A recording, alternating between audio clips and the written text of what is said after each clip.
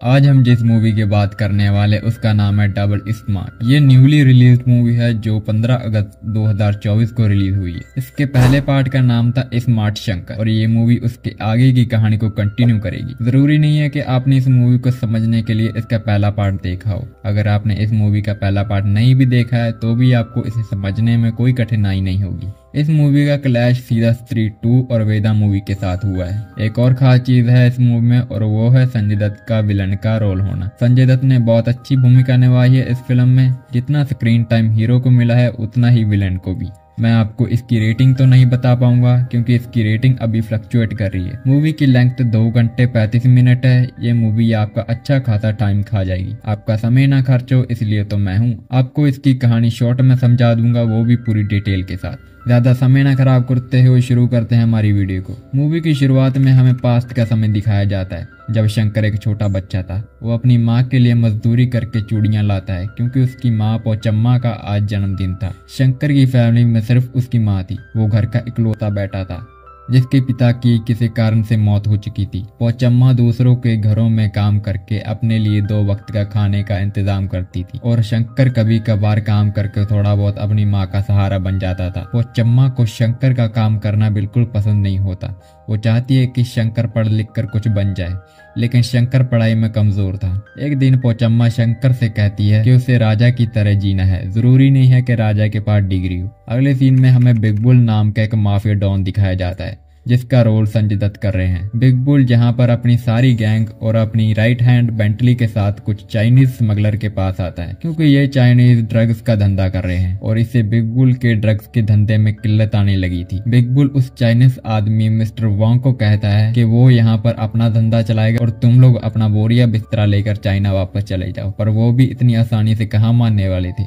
जिसके बाद उन दोनों में लड़ाई शुरू हो जाती है और बिग बुल मिस्टर वोंग को खत्म कर देता है। इसके तुरंत बाद ही बिग बुल के सिर में जोर से दर्द होने लगता है, जिसके बाद उसे हॉस्पिटल ले जाया जाता है और वहां पर डॉक्टर्स बिग बुल को बताते हैं कि उसके ब्रेन में ट्यूमर है, इसलिए उसके पास सिर्फ 3 महीने का ही समय है। इससे बिग बुल बहुत दुखी हो जाता है। वो बहुत डॉक्टर्स से अपने लिए ओपिनियन लेता है पर सारे डॉक्टर्स का एक ही जवाब होता है। इसके बाद बेंटली एक साइंटिस्ट को ले आती है जो कि बिग बुल को कहता है वो उसकी सारी मेमोरी को किसी और आदमी के ब्रेन में ट्रांसफर कर सकता है जिससे कि वो कभी नहीं मरेगा। साइंटिस्ट ये भी कहता है कि पहले उसे कई एक्सपेरिमेंट करने होंगे जिससे कई लोगों की जान भी जाएगी और बहुत पैसा खर्च होगा। इस पर बिग बुल कहता है कि ये सब वो खुद देख लेगा और वो बस एक्सपेरिमेंट शुरू कर दे। बिग बुल अपने आने वाले 100 सालों तक की प्लानिंग करके बैठा था और इस समय बिग बुल अपना फ्रांस में बिजनेस रन कर रहा था। इसके अलावा बिग बुल ड्रग्स, कोकीन, गुटखा, पान मसाला की तस्करी करता था और एशिया का सबसे बड़ा वेपन सप्लायर भी वो ही है और इंडिया का रॉ डिपार्टमेंट 20 सालों से बिग बुल का पता लगाने में लगी हुई थी, लेकिन आज तक उसकी एक फोटो तक नहीं मिली। लेकिन आज जब बिग बुल फ्रांस के हॉस्पिटल में अपना चेकअप कराने गया तो रॉ डिपार्टमेंट को इसके बारे में पता लग गया और रॉ डिपार्टमेंट को ये पता लगाना है उसके हॉस्पिटल जाने का क्या कारण था। अगले सीन में हम देखते हैं उस साइंटिस्ट के सारे एक्सपेरिमेंट फेल हो चुके थे और अगर ये बात बिग बुल को पता चल गई तो वो उसे जान से मार देगा। अपनी जान बचाने के लिए वो साइंटिस्ट बेंटली को कहता है कि इंडिया में एक आदमी है जिसके सर पर एक यूएसबी पोर्ट है, वो उसमें बिग बुल की मेमोरी ट्रांसफर कर सकते हैं और उसकी जान भी नहीं जाएगी क्योंकि इससे पहले भी उसका मेमोरी ट्रांसफर हो चुका है और वो इसमें सक्सेसफुल भी थे। इसीलिए वो आदमी इनके लिए बिल्कुल सही ऑब्जेक्ट है और हम जानते हैं कि यहाँ पर शंकर की बात हो रही थी। अगले सीन में हमें शंकर दिखाया जाता है जो कि मास्क पहनकर बिग बुल की पैसों से भरी गाड़ी को लूट लेता है और उसके सारे आदमियों को खत्म कर देता है। यहाँ पर शंकर जानबूझकर बिग बुल के पैसे लूट रहा था ताकि बिग बुल ये सब देखकर भड़के और वापस इंडिया आ जाए, लेकिन शंकर ऐसा क्यों करना चाहता था इसका पता हमें आगे चलेगा। इसके बाद शंकर और उसका दोस्त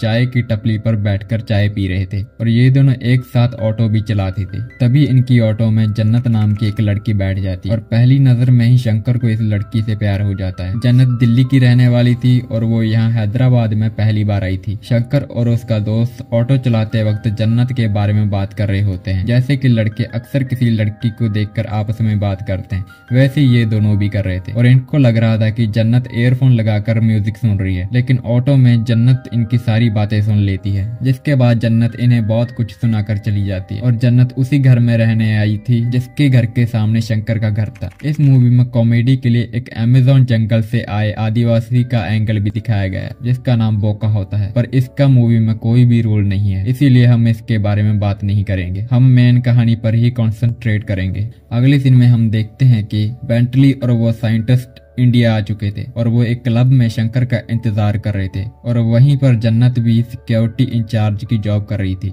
शंकर और उसका दोस्त वहां पर आकर जुआ खेलने लगते हैं। तभी बहाने से बेंटली उसके पास आकर रुक जाती है। बेंटली का आदमी शंकर की ड्रिंक में कुछ मिला देता है, जिससे कि शंकर का दोस्त अनजाने में नीचे गिरा देता है, जिसके बाद बेंटली उस पर बहुत गुस्सा करती है। इसके बाद दोनों वहां से चले जाते हैं और बेंटली का प्लान चौपट हो गया था। वो शंकर को बेहोश करके बिग बुल के पास लेकर जाना चाहती थी। शंकर जिस वैन को लूटता था वो इसी कसीनो की थी और ये कसीनो बिग बुल रन करता था। इसके बाद हमें कुछ विद्यार्थी दिखाए जाते हैं जो कि आजादी के लिए मोर्चा निकाल रहे थे, पर अभी तक ये नहीं पता था कि उन्हें किस चीज से आजादी चाहिए। इसके बाद शंकर दोबारा उस क्लब के पैसे को ले जा रही वैन को लूट लेता है, जिसकी सिक्योरिटी गार्ड जन्नत थी। शंकर ने मास्क पहन रखा था, जिसकी वजह से जन्नत उसे पहचान नहीं पाती और जाते जाते शंकर उसे किस भी कर लेता है। इसके बाद जन्नत को उसकी जॉब से निकाल दिया जाता है, क्योंकि जन्नत को किस करने वाली बात भी उसके बॉस को पता थी और उसके बॉस को लगता था कि जन्नत उसके साथ मिली हुई है। एक रात शंकर और उसका दोस्त बार में बैठकर ड्रिंक कर रहे थे,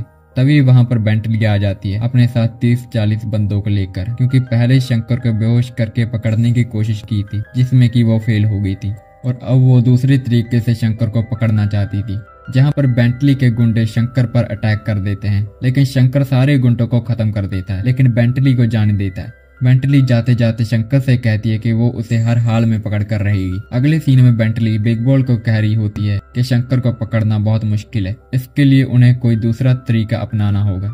वहीं बिग बॉल जवाब देता है कि उसे हर हाल में शंकर चाहिए, क्योंकि उसकी हालात दिन ब दिन खराब होती जा रही है। उसके नाक और मुंह से खून आना शुरू हो गया है और शंकर को पकड़ने वो खुद इंडिया आ रहा है। बेंटली उसे रोकते हुए कहती है कि रोड डिपार्टमेंट उसकी हर हरकत पर नजर रखे बैठे हैं। अगर उन्हें पता चल गया कि आप इंडिया आ रहे हो तो आपको उठाकर जेल में फेंक देंगे। लेकिन बिग बुल उसकी बात नहीं मानता। वो कहता है कि सिर्फ वही है जो शंकर को पकड़ सकता है, इसीलिए उसका वहां आना जरूरी है। इसके बाद जन्नत कैसीनो रॉबरी करने वाले चोर के खिलाफ FIR दर्ज करा देती है, और जब शंकर ने रॉबरी की थी तब जन्नत ने उसके फिंगरप्रिंट्स और उसके बाल ले ली थी, जिसे उसने पुलिस को सबूत के तौर पर दे दिए थे, और अभी तक पुलिस उसके बारे में कुछ पता नहीं लगा पाई। जन्नत उस चोर से बदला लेना चाहती थी, क्योंकि उसकी वजह से उसकी जॉब चली गई थी। लेकिन जन्नत इस बात से अनजान थी कि वो शंकर था।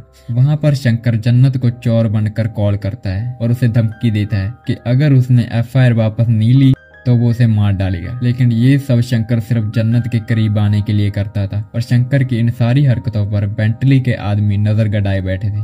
इसके बाद हम देखते हैं कि रोड डिपार्टमेंट के लोगों को भी बिग बुल के इंडिया आने के बारे में सब कुछ पता लग जाता है, और किसी भी समय बिग बुल अपने प्राइवेट प्लेन से इंडिया लैंड कर सकता है। वो लोग एयरपोर्ट जाकर बिग बुल के प्लेन को घेर लेते हैं, लेकिन तब तक तो वो वहां से जा चुका था। अगले सीन में शंकर अपनी तीसरी रॉबरी करने जाता है, जो कि ऑफ कोर्स उसी कैसीनो की वैन होगी।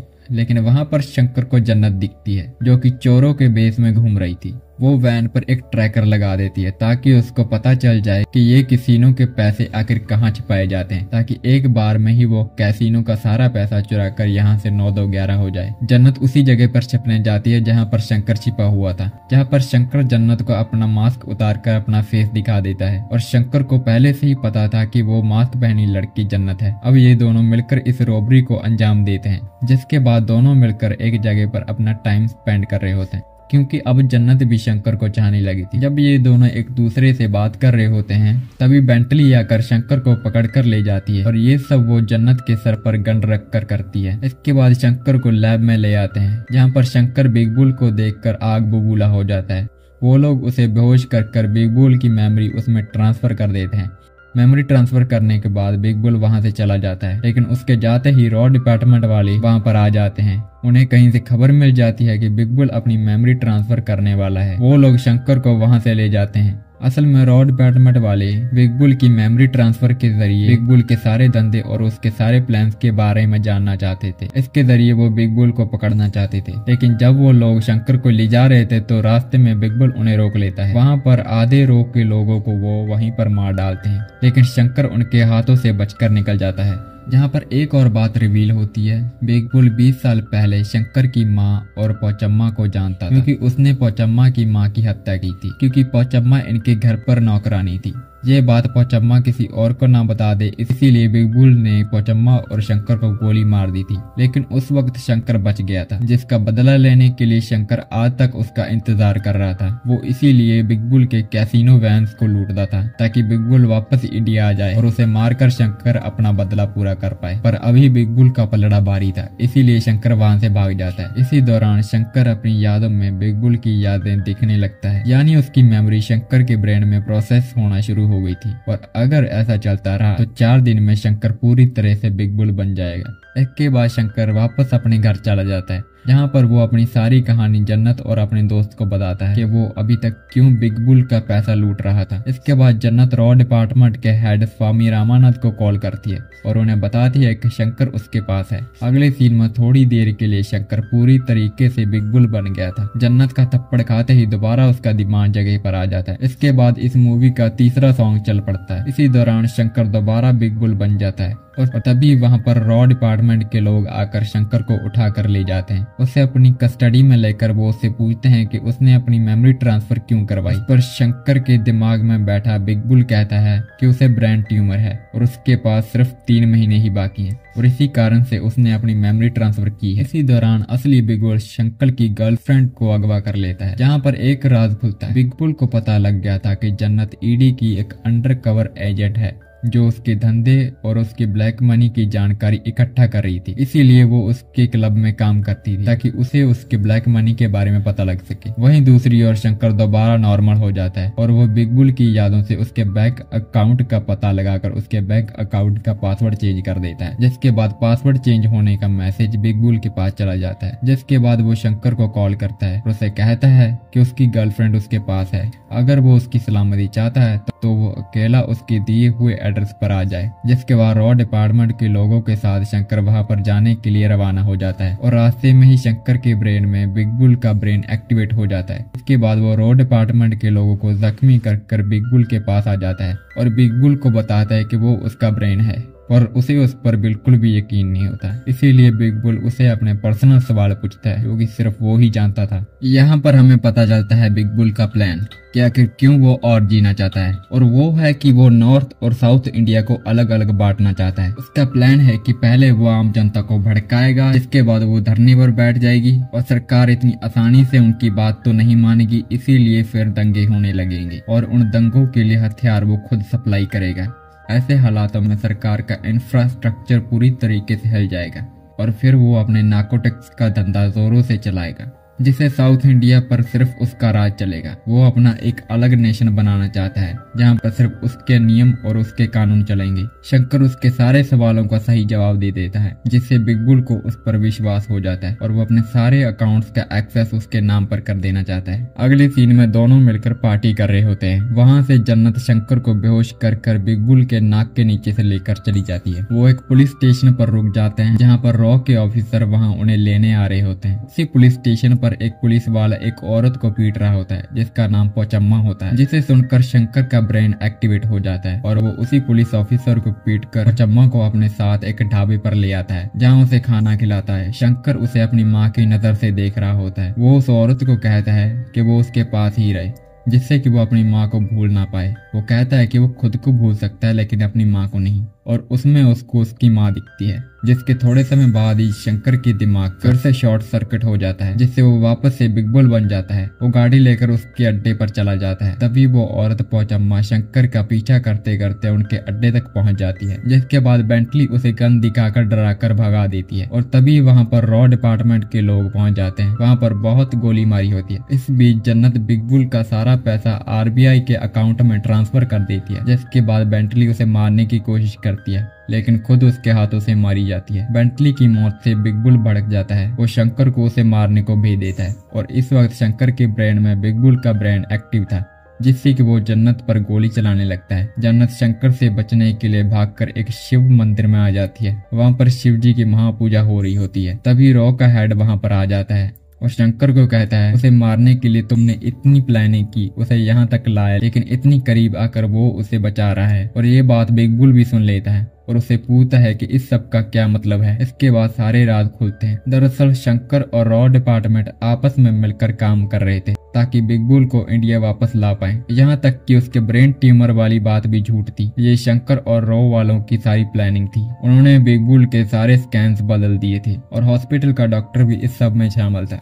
उसके नाक से खून आने की वजह वो टैबलेट्स थी जो कि वो ब्रेन ट्यूमर के लिए लिया करता था। ये बात सुनकर बिग बुल बहुत खुश होता है कि उसे ब्रेन ट्यूमर नहीं है और शंकर को गले लगाता है। तभी वो चाकू निकालकर शंकर के पेट में मार देता है, जिसके बाद वो कहता है कि सिर्फ एक ही बिग बुल बहुत है, दूसरे की कोई जरूरत नहीं है। जिसमें हामी भरते हुए शंकर के भीतर का बिग बुल भी मरने के लिए राजी हो जाता है। बिग बुल उसे शूट करने वाला होता है, तभी पोचम्मा वहाँ पर आ जाती है और गोली शंकर की छाती पर ना लग के उसके कंधे पर लग जाती है। जिसके बाद बिग बुल पोचम्मा को बहुत पीटता है, जिसे देखकर शंकर नॉर्मल हो जाता है और बिग बुल और उसकी सारी गैंग को खत्म कर देता है। और यही थी हमारी पूरी फिल्म की कहानी। आपको ये कहानी कैसी लगी कमेंट करके जरूर बताना। मिलते हैं अगली वीडियो में।